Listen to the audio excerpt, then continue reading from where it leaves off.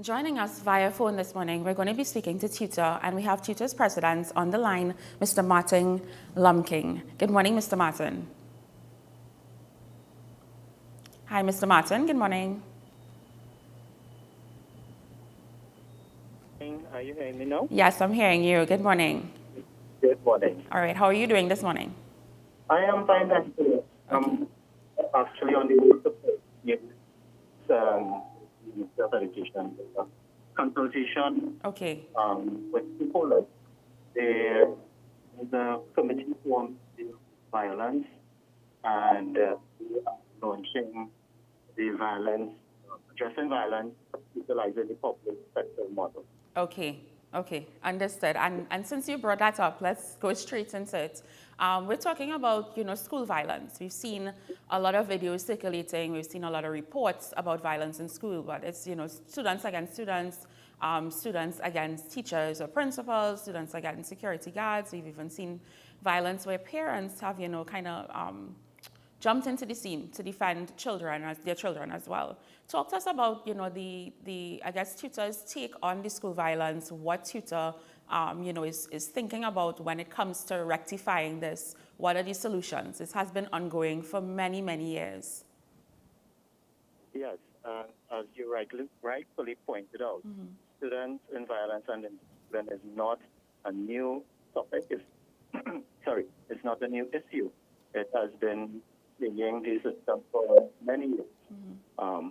The upsurge recently has been a concern for TTUTA, and we realize that with the social media, the amount of media that we get coverage on social media, yes. It highlights it even more.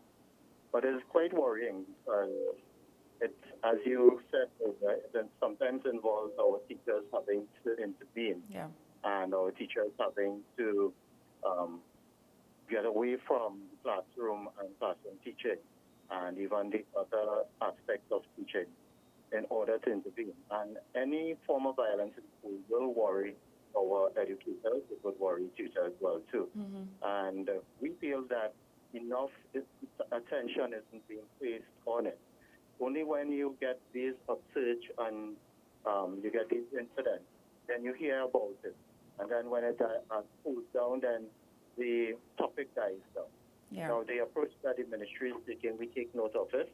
We're having this consultation today with stakeholders, and we look forward to what will be presented. However, violence cannot be solved with a one area approach or one prong approach. It's a multidisciplinary, and it stems from deep concerns in the community and the country at large, because the school is a reflection of the community. It's a microcosm, and what takes place in the community will be reflected in school compound and community as well. Correct. Yes. So we have to really get to what is the root cause of crime and the violence and and go from there. I know that there are like school guidance officers that used to be in the schools. Is this something that still is applicable today? Do we still have like school social services, school guidance officers, and so on? There is the arm of the Ministry of Education, the Student Support Services Division, that deals with the guidance and counseling with special education, social work. But there are not enough persons. SSD, as we call them, is understaffed and undermanned. That we under-resourced. We appreciate that economics plays a part in everything. But we are saying that these areas need to be beefed up. Right. An investment in education, in all aspects of education, will redound to the benefit of the nation as a whole. And that has to be clear. It is an investment we are making, and we cannot, look to cut corners in order to make things fit. And yet still, the system is going to be suffering. Our students are suffering. Yeah. And so even the police service, they have their social workers as well, too, that goes out. The CTPS has the youth clubs, and I want to point out that in Tobago, there's a program of intervention that they go to school. Inspector Miller is heading that, but he's also involved as well too. But they are working and they are actually getting results. So it is a multidisciplinary approach that we have to take to address this situation. Yes, understood. And the reason why I brought this up, because with these issues of school violence and stuff, and as you said rightfully, children acting out what they see at home and acting out what they're seeing in society, it definitely speaks to those deeper psychological issues, issues that they need to talk out, to, be heard and to really get to the root cause of it, right, in terms of emotions and intelligence and so on. What about peer counseling and mediation? I know that that's something that, there were programs in schools regarding peer counseling, targeting the children and getting them to really understand things on that deeper level so they can assist their peers. Yeah, schools have been attempting to utilize those programs, but to me, it's not as widespread as it should be. Okay. They utilize the peer counseling, but there needs to be a strengthening of it in order for the program to continue and for it to be, utilized throughout. And we always look to put plaster on sore. So we're always looking to intervene in schools that are deemed to be high risk or have a sense of violence and indiscipline. But what about the other schools that we don't, hear or in the media? That those programs are beneficial to those students in those schools as well. They have conflict management and conflict resolution programs that can be utilized, and this will help them throughout their lifetime. Yes. So the thing is that,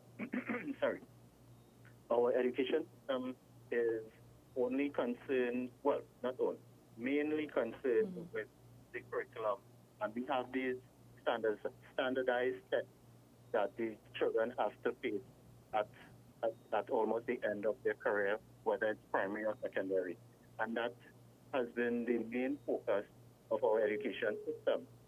Education, and again, we at TTUTA say, we have to look at what is the purpose and nature of education.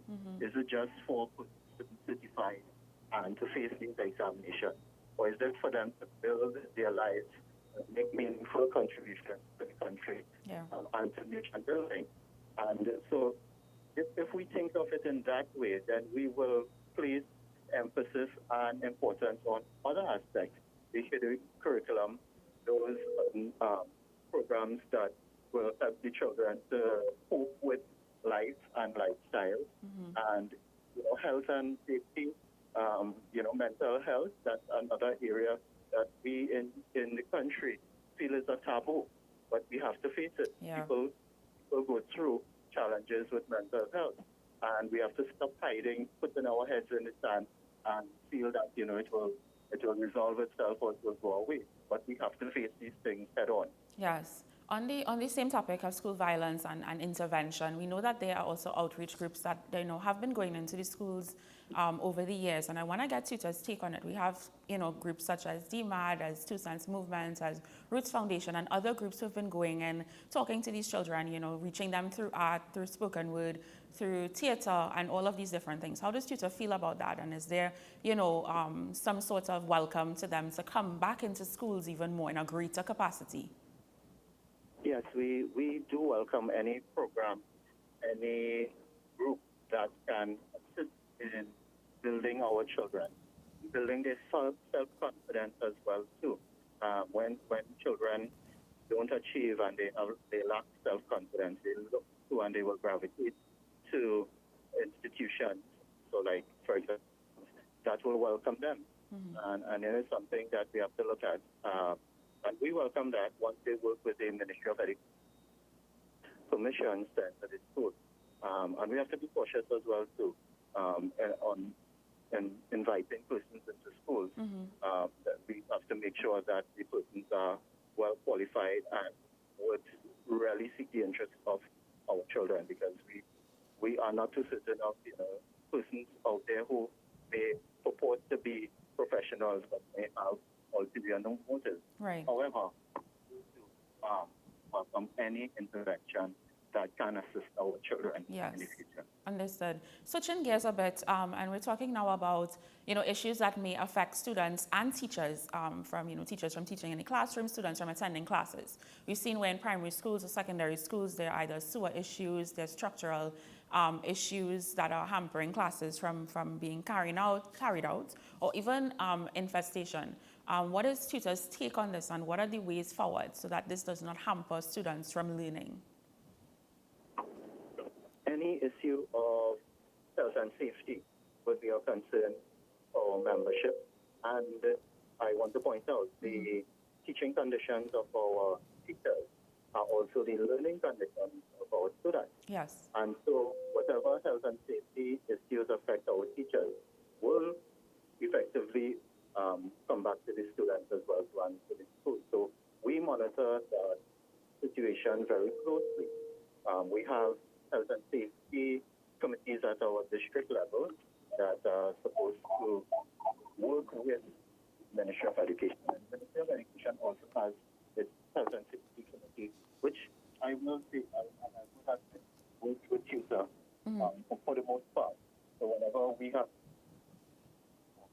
however, we are quite concerned that a number of our schools are aging. Yes. And enough emphasis is not placed on corrective measures and even preventative measures. So that, we wait until something happens and then we start to fix it. And so the number of sewer issues and other infrastructure issues as a result of the age of the school and us not, and when I say us, Ministry of Education generally, not doing preventative measures and dealing with the situation, before it gets to it. I want to point out that teachers have been working under these conditions for a long period, and it will take something drastic for them to actually have to take action and walk out, or I shouldn't say walk out, but invoke the refusal to work. Right. Most times, they hold on, they try as best as possible because they have the children's best interests at heart. They will, think about that. But there are times, the last straw breaks the camel's back, and we have to take action. Also have the OSH agency coming to do assessment of the result. Right. Now we know, switching gears a bit again, because we have so much things to cover before you leave. Teacher wage increase, and negotiations. Tell us what's the status on that, and what is the way forward? Presently, TTUTA is working with two attorneys and public sector economists in the person of Professor Roger Hussain, and we are preparing our evidence and arguments to be submitted to the Special Tribunal. As you're aware, we will refer to the Special Tribunal of the Industrial Court. Yes. And the General Counsel, the body within TTUTA, which will give instructions to the negotiating team, has instructed us that we put the best arguments forward in terms of that trial. Trial comes up in the first one we have is May 13th. And so we are in preparation. And actually, we have an emergency general counsel meeting tomorrow. Okay. And our general counsel will give our attorneys the instructions in terms of the salary and non-salary items that they will present to the court on our behalf. We are fighting for our teachers. We will continue to fight because teachers deserve the salaries that are commensurate with the duties they perform.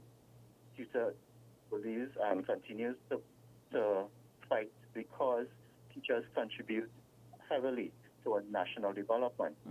And apart from that, we all know the rising cost of living has been affecting many of us, including our teachers. Teachers also, besides perform their duties, they dip into their pockets to their students on many occasions. And it's becoming a little more difficult for them with the economic situation. And so we will be fighting for salaries that are deserving of our teachers. Okay.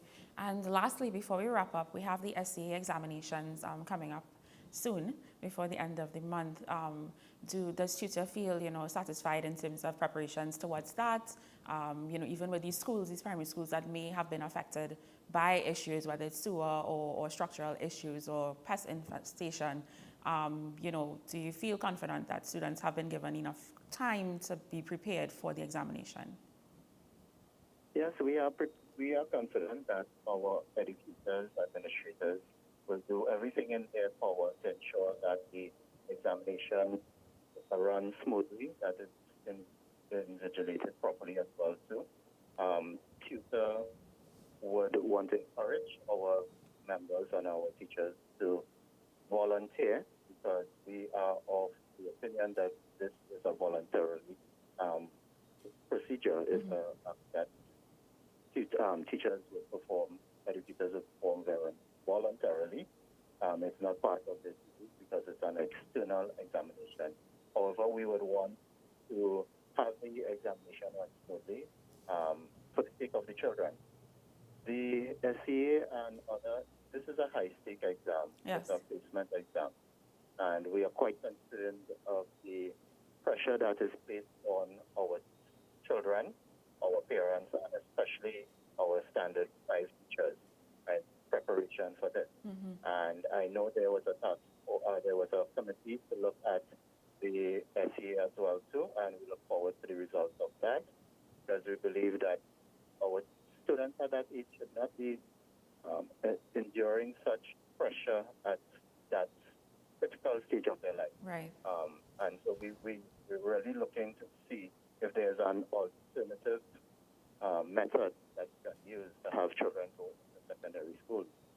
It's supposed to be universal primary and secondary education, whereby all children are entitled to it.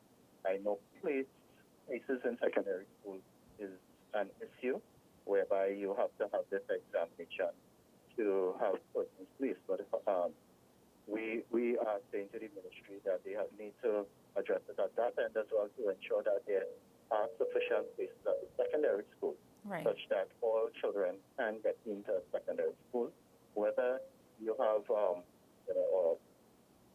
additional schools or you have other methods.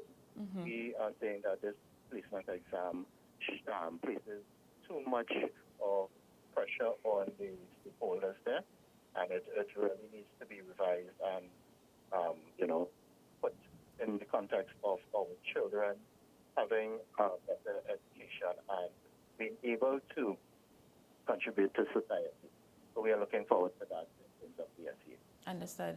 Thank you so much, Mr. Martin Lum Kin, for joining us this morning. On your way to the consultation, thank you for sharing with us. We would definitely check in for updates on that consultation and other issues surrounding TUTA and the schools. Thank you so much. Sure. Thank you very much, and thank you for having me. No problem. Let me wish everyone all the best for the day. All right, you too. We're going for a quick break. When we come back, we have lots more in store for you. Stay with us.